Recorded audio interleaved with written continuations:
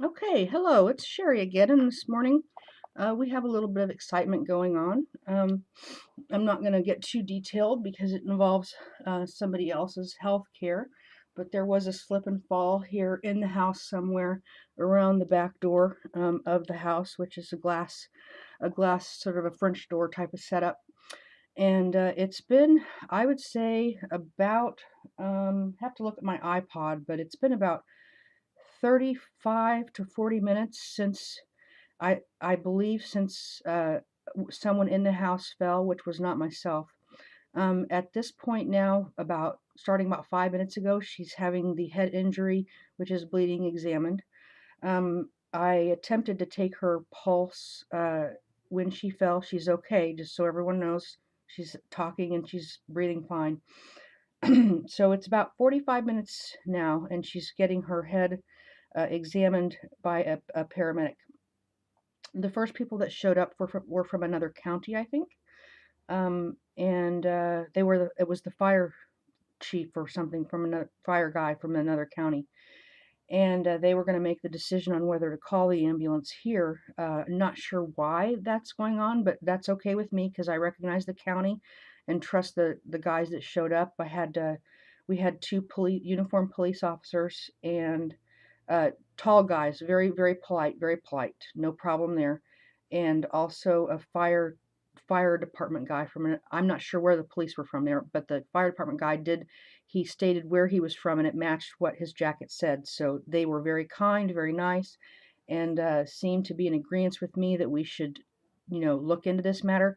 So what basically we're not doing time lapse photography here, okay? And we're not doing time lapse healthcare, I don't think. However, I did express a concern after about, gosh, 10 or 15 minutes. An ambulance chief or the head guy at the ambulance from Greenwood showed up and said that there was never a delay in getting an ambulance to take someone to the hospital. So, like I said, it's been about 45 minutes since my mom fell. It's been about, I think the other county got here in about, gosh, after the call, it took like 4 minutes for them to get here after I called 911.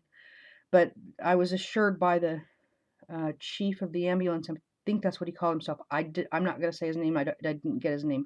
He was very kind, very polite. However, assured me there's no time lapse between when a person needs health care. And I called, let me see when I called 911. That'll give me a little bit of time frame here. Let's see. Recent calls. Called 911 at, well, I called 911, but the phone call is showing up as non-emergency. So at 10:54, oh, hmm.